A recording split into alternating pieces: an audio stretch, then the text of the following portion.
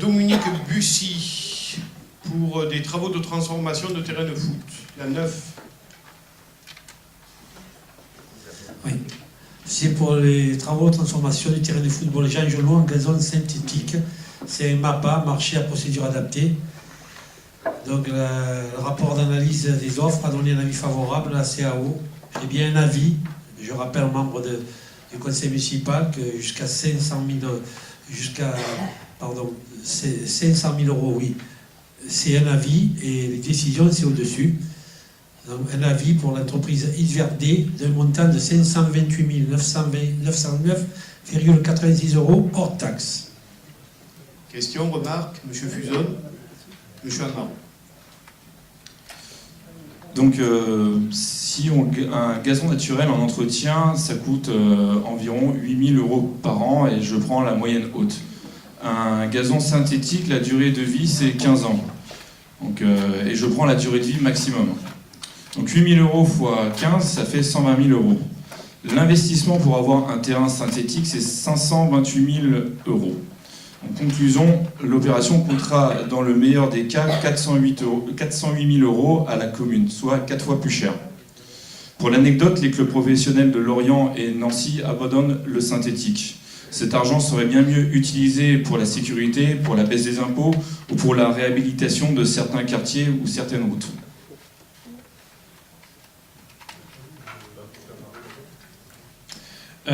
Sur ce projet de travaux de terrain synthétique, si on se base sur ce que veulent les gens, ce que veulent les Pénois et ce que veulent les Français au global, les parents supportent de moins en moins de voir leurs enfants jouer sur le synthétique, sur le stabilisé, parce qu'il y a les bobos, parce qu'ils se font mal, s'ils tombent. Donc dès qu'il y a la moindre pelouse, les parents se jettent dessus. Donc on ne peut pas aller contre, parce que ça vient d'une demande de parents qui souhaitent, pour la sécurité de leurs enfants, plutôt jouer sur du pelousé que sur du stabilisé. Donc, on ne peut pas aller contre cette délibération et contre ce projet. En revanche, ceci a été soumis en commission d'appel d'offres, au sein de laquelle, on le répète, vous ne nous avez pas souhaité, on ne fait pas partie de ces commissions d'appel d'offres. Alors vous allez encore me répondre que par les élections, on n'a pas pu y accéder, mais je rappellerai qu'on a un membre de l'opposition, M. Serge Baroni, que vous avez bien invité à venir dans la liste pour être élu au sein des commissions d'appel d'offres. Donc nous, ce qu'on attend, c'est de travailler dans ces commissions pour pouvoir dire si ce projet est bénéfique sur le plan financier aux Pénois ou pas. Pour quelles raisons? Je rappellerai qu'on a fait le calcul sur l'année 2015. On a eu quasiment 500 000 euros d'ajout en termes de budget sur tous les travaux municipaux. Donc on fait des projets, ça nous coûte tant, et derrière on rajoute des rallonges et des rallonges qui ne passent pas en commission d'appel d'offres. Donc on n'est pas contre le projet. En revanche, on s'abstient face à cette délibération parce qu'encore une fois, à part les quelques informations qu'on a eues en commission, nous on n'est pas en commission d'appel d'offres, on est totalement écarté de ça. Ce qu'on souhaite juste depuis 2014, c'est comme ça a été possible pour M. Baroni, c'est de pouvoir travailler au sein des commissions d'appel d'offres, au sein desquelles vous nous avez totalement éjectés, et donc c'est la raison pour laquelle on s'abstiendra ce soir. Oui, je vais d'abord répondre à M. Fuson. Donc, M. Fuson, vous avez omis de dire que c'était par rapport aussi au nombre d'heures d'utilisation. Vous avez comparé le coût, vous aurez dû comparer aussi par rapport au nombre d'heures d'utilisation qu'un terrain stabilisé par rapport à un terrain donc à pelouse synthétique, on double le temps d'utilisation, et c'est ce qui nous est demandé par les parents. La deuxième réponse, je remercie M. Amaro de l'avoir dit, c'est exactement aussi une demande des parents. Et la troisième, c'est que lorsqu'il pleut, le stabilisé, on ne peut plus jouer dessus. Alors que le synthétique, il peut pleuvoir, et vous pouvez jouer n'importe quand. En ce qui concerne la réponse à M. Amaro, effectivement, on peut jouer dessus, c'est une demande des parents. En ce qui concerne les CAO, Monsieur le maire vous a répondu il y a quelques mois. Donc, je rappelle que les membres de la CAO sont désignés en début de mandat. On ne peut pas l'échanger en cours de mandat. Vous avez voté une délibération. J'ai la délibération en présente là, sauf démissionner toute la CAO et de nouveau réélire des membres de la CAO. Voilà, c'est la seule solution, je dirais, juridique qui s'impose pour éventuellement modifier une commission d'appel d'offres. Voilà. En ce qui concerne donc ensuite M. Baroni, qui fait partie de la commission d'appel d'offres, bien sûr, il est informé, ainsi que M. Fuson qui remplaçait le 18 avril M. Sanchez, on lui a tout expliqué, et qui en fin de commission d'appel d'offres me dit « je ne participe pas au vote ». Non, il a confondu conseil municipal et CAO. Le CAO, il n'y a pas de participant au vote, c'est un avis ou une décision à prendre. On s'abstient, on vote contre ou on vote pour. Voilà. Et il faut bien se rendre compte de ce qu'est la CAO. Juste là, effectivement, je ne comprends pas parce qu'à tout et son contraire, vous critiquez les élus qui malheureusement ne s'investissent pas au sein des commissions d'appel d'offres. Après, je me base sur ce que vous me dites parce que malheureusement, on n'a pas la chance de pouvoir le constater. En revanche, on avait Madame Mattini qui, pendant un mandat, pendant 6 ans, y a travaillé activement. Et j'attends juste qu'il y ait quelqu'un autour de la table qui dise que dans les commissions d'appel d'offres, ça s'est toujours mal passé avec nous. J'en attends juste qu'il y en ait un qui nous le dise. Donc, vous avez donné la solution. Nous, ce qu'on propose, dans ce cas-là, on fait démissionner la commission d'appel d'offres et on réélit exactement les mêmes personnes avec M. Baroni, puisqu'il faut qu'il en soit parti, même s'il fait partie de l'opposition, et un membre de l'opposition qui fait partie de notre groupe. Parce qu'aujourd'hui, je ne comprends pas pourquoi vous l'avez fait pour certains groupes politiques et pas pour d'autres. À part peut-être qu'on le gênait un peu trop. Et à ce moment-là, je pourrais peut-être commencer à comprendre la raison pour laquelle vous nous avez écartés. D'accord, je vais laisser la parole à M. le maire. Juste avant, quand même, il n'y a jamais personne qui a dit quoi que ce soit sur la participation de Mme Battini au CAO pendant 6 ans. Elle faisait partie des membres de la CAO au précédent mandat, c'est-à-dire en 2000, je ne me rappelle même plus tellement ça passait vite, de 2008 à 2014. Voilà. Donc, et ça s'est toujours très bien passé. Elle a participé, ses questions étaient pertinentes, je tiens à le souligner.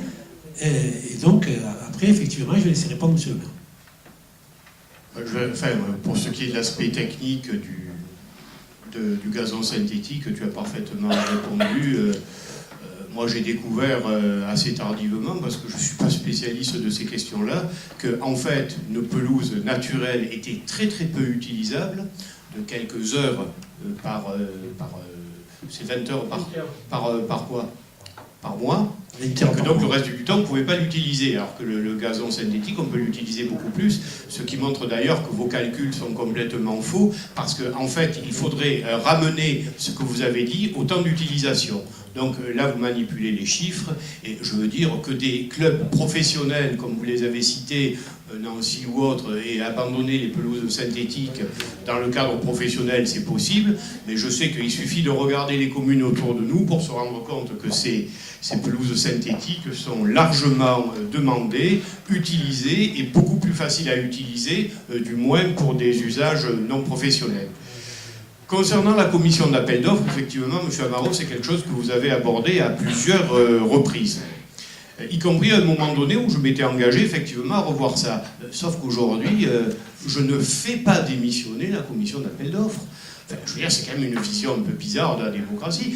Je leur ai demandé, est-ce que vous voulez démissionner? Ils m'ont répondu non.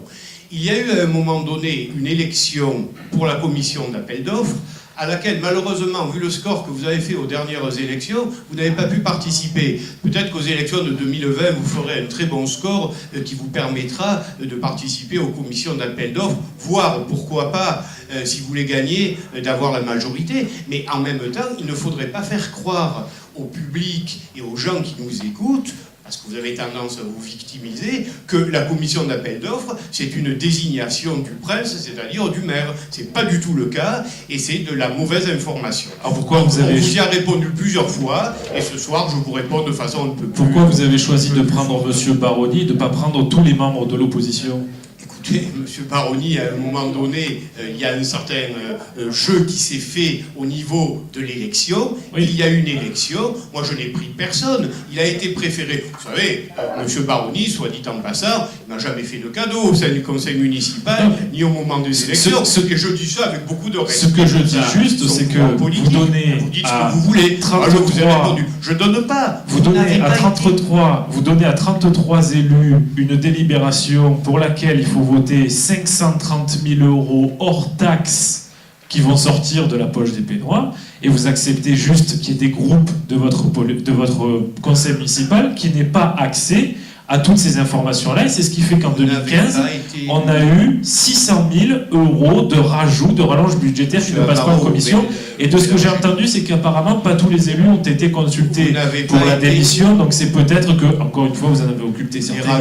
Les rajouts, ce sont des avenants qui, par définition, je dirais hélas, parce que les avenants, je m'en passerai bien, et c'est pas faute de le rappeler aussi bien à l'adjoint qu'au service, ce sont des choses qui ne passent pas en commission d'appel d'offres. Sinon, ce ne sont pas des avenants, ça fait partie du marché. Bon, encore une fois, c'est pas que je ne vous ai pas désigné, c'est que vous n'y avez pas été élu. Et l'élection, Baronnie, oui, à croire que les gens ont préféré Baronnie à Marot. Qu'est-ce que vous voulez qu'ils fassent? C'est comme ça. Voilà. Vous l'avez choisi dans votre liste. Ne me le demandez.